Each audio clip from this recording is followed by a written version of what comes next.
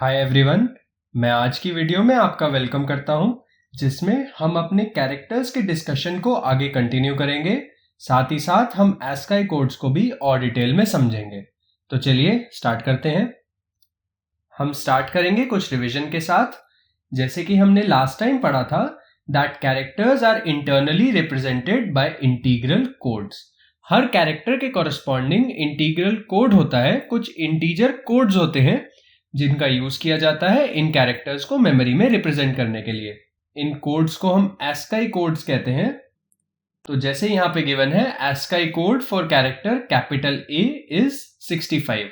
अगर मुझे मेमोरी में कैरेक्टर A को रिप्रेजेंट करना है तो मैं 65 वैल्यू का यूज करता हूं। हमने लास्ट लेक्चर में ये भी देखा था कि हम कैसे यूजर से इनपुट लिए हुए कैरेक्टर का ASCII कोड प्रिंट कर सकते हैं।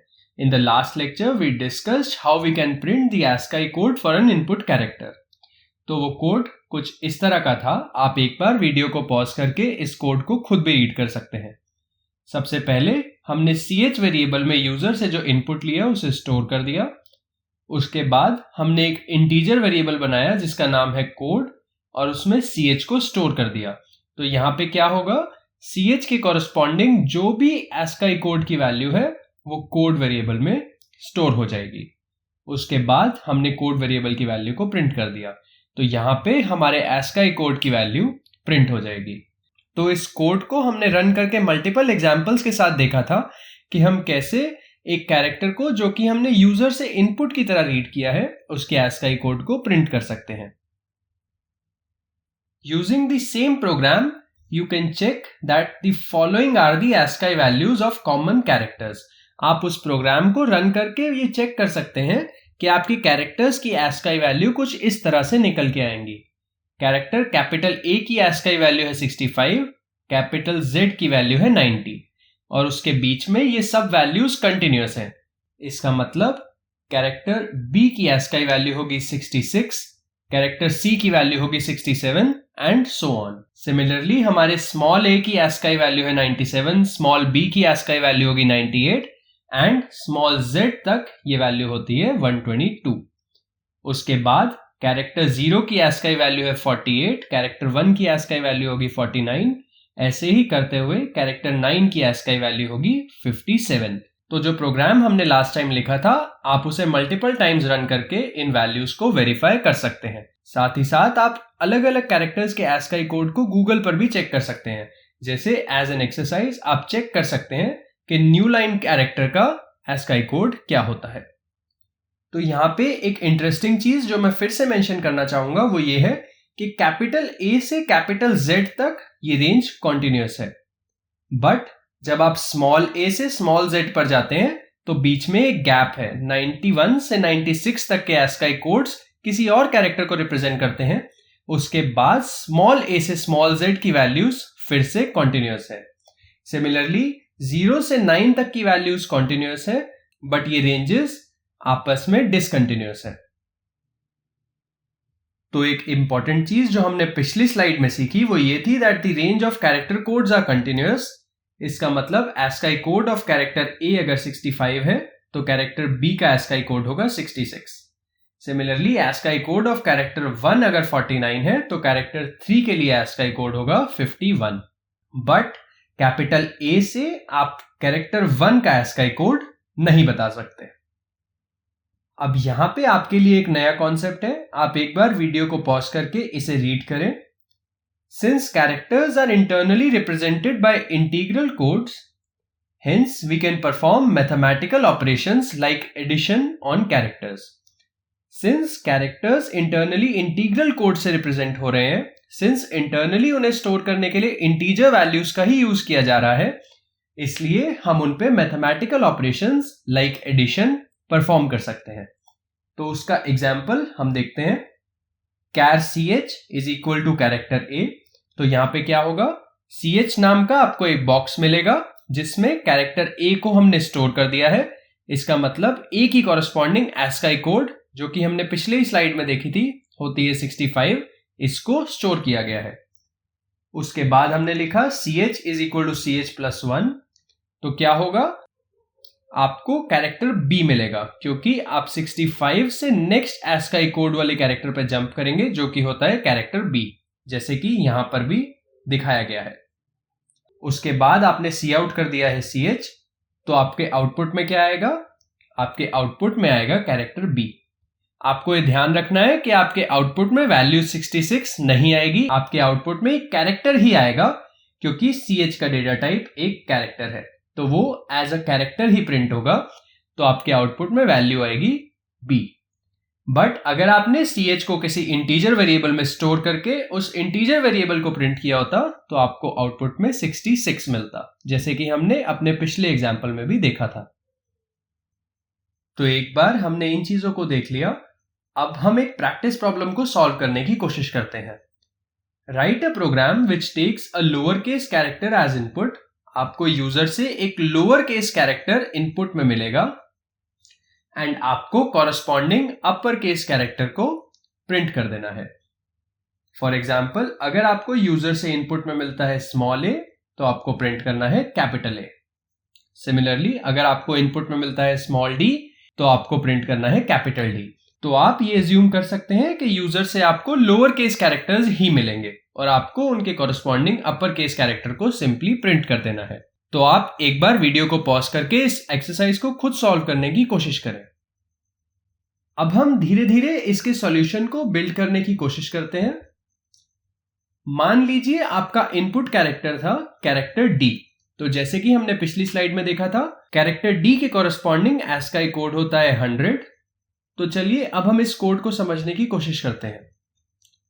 अगर मैं एक इंटीजर वेरिएबल में जिसका नाम है val1 स्टोर करता हूं कैरेक्टर डी को, तो val1 में वैल्यू 100 स्टोर होगी, क्योंकि जैसे हमने कहा डी का ASCII कोड होता है 100।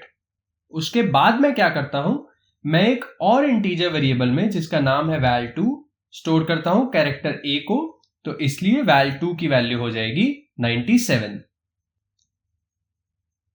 नेक्स्ट मैं ये देखने की कोशिश करता हूं कि val1 की वैल्यू val2 से कितने यूनिट दूर है।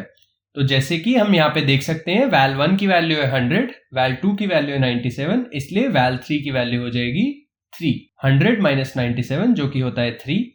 तो क्या अब आप सोच सकते हैं इस 3 वैल्यू का यूज करके हम हमारे कैपिटल डी कैरेक्टर तक कैसे पहुंच सकते हैं? तो सिंस अब हमें यह पता चल चुका है कि हमारे स्मॉल a से जो हमारा कैरेक्टर है वो 3 यूनिट्स दूर है, तो इसलिए कैपिटल A से भी हमारा कैरेक्टर 3 यूनिट्स ही दूर होगा।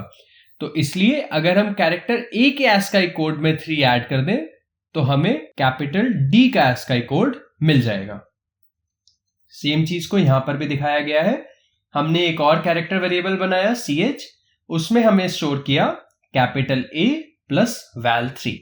हमने A के ASCII कोड में 3 ऐड कर दिया, तो हम उससे 3 यूनिट्स आगे जंप कर गए, जिससे हमें कैपिटल D मिल गया।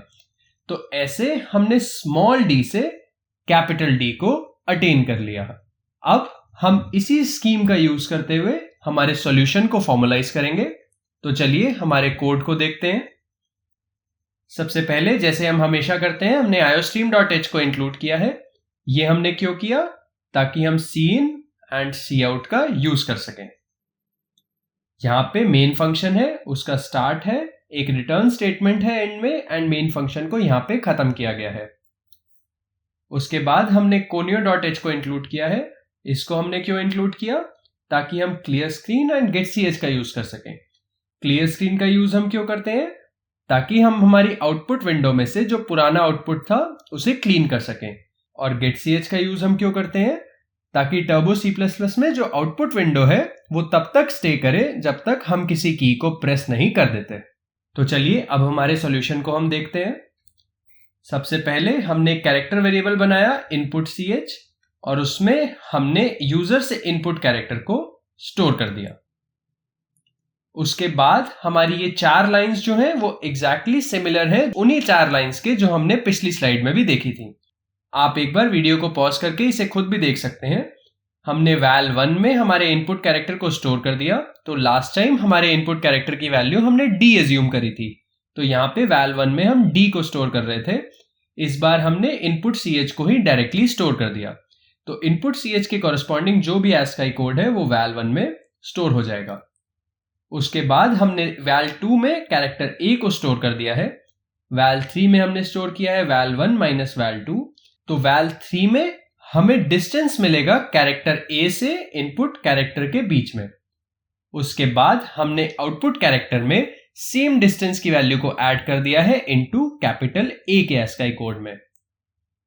फाइनली आउटपुट ch ही हमारा रिक्वायर्ड कैरेक्टर होगा। ये काफी ज्यादा सिमिलर है हमारे सॉल्यूशन स्कीम से जो हम पहले ही डिस्कस कर चुके हैं। आप एक बार वीडियो को पॉज करके इस प्रोग्राम को खुद पढ़ने की कोशिश करें। तो चलिए अब हम इस प्रोग्राम को टर्बो C++ में रन करने की कोशिश करते हैं। तो आप यहां पे देख सकते हैं हमने सेम प्रोग्राम को पहले ही यहां पे लिख दिया है। अब हम Alt F9 से इसे कंपाइल करने की कोशिश करते हैं तो हमें कोई भी एरर नहीं मिला। अब कंट्रोल F9 से मैं इस प्रोग्राम को रन करता हूं तो वो मुझसे पूछता है एंटर अ कैरेक्टर।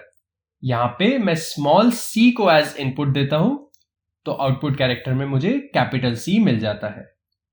सिमिलरली मैं अगर स्मॉल d को एज इनपुट देता हूं तो मुझे कैपिटल D मिल जाता है। स्मॉल i को अगर मैं इनपुट देता हूं तो मुझे कैपिटल I मिल जाता है एंड सो ऑन। तो चलिए अब हम हमारे डिस्कशन को आगे कंटिन्यू करते हैं। मेरे हिसाब से ये प्रोग्राम अभी तक का हमारा सबसे कॉम्प्लिकेटेड प्रोग्राम है, तो आप आराम से इसे समझने की कोशिश करें एंड इसे रन करके देखें कि ये program step by step run कैसे हो रहा है।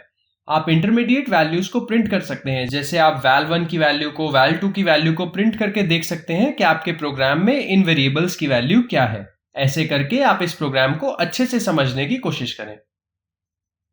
तो जैसे हमने दूसरे डेटा टाइप्स के लिए देखा था, अब हम देखेंगे कि हम कैरेक्टर डेटा टाइप के साथ टाइप मॉडिफायर्स को कैसे यूज कर सकते हैं। तो पहले तो हमने यहाँ पे थोड़ा सा रिवीजन के लिए लिखा है कि आप कैरेक्टर को सिंपली ऐसे यूज कर सकते हैं, कैर एंड आपके वेरिएबल का नाम। अब यहाँ पे दिखाया गया है कि आप जब अपने टाइप मॉडिफायर्स जैसे कि अनसाइंड, साइंड इन्हें यूज करते हैं तो आपकी कैरेक्टर वैल्यूज के रेंज पे क्या फर्क पड़ता है। तो हम स्टार्ट करते हैं हमारे डिफॉल्ट कैरेक्टर के साथ। उसको मेमोरी में 1 बाइट मिलता है, जैसे कि हमने पहले भी बताया था आपको 256 वैल्यूज को मेमोरी में रिप्रेजेंट करना है। तो आप simply 2 to the power 8 values को 8 बिट्स का यूज करके मेमोरी में रिप्रेजेंट कर सकते हैं। और 8 बिट्स क्या होती हैं? ये होती हैं 1 बाइट। तो इसलिए आपको मेमोरी में 1 बाइट स्पेस दी जाती है एंड आपकी वैल्यूज की रेंज होती है फ्रॉम -128 to 127। अगर आप यूज करते हैं अनसाइंड कैर का तो अगेन आपको 1 बाइट ही मिलती है, बट आपकी वैल्यू 0 से 255 हो जाती हैं। आप नेगेटिव वैल्यूज को शिफ्ट करके पॉजिटिव में चेंज कर देते हैं। एंड अगर आप यूज करते हैं साइंड कैर का तो आप 1 बाइट में सेम रिप्रेजेंटेशन रखते हैं जो कि आपने डिफॉल्ट कैर के लिए यूज की थी।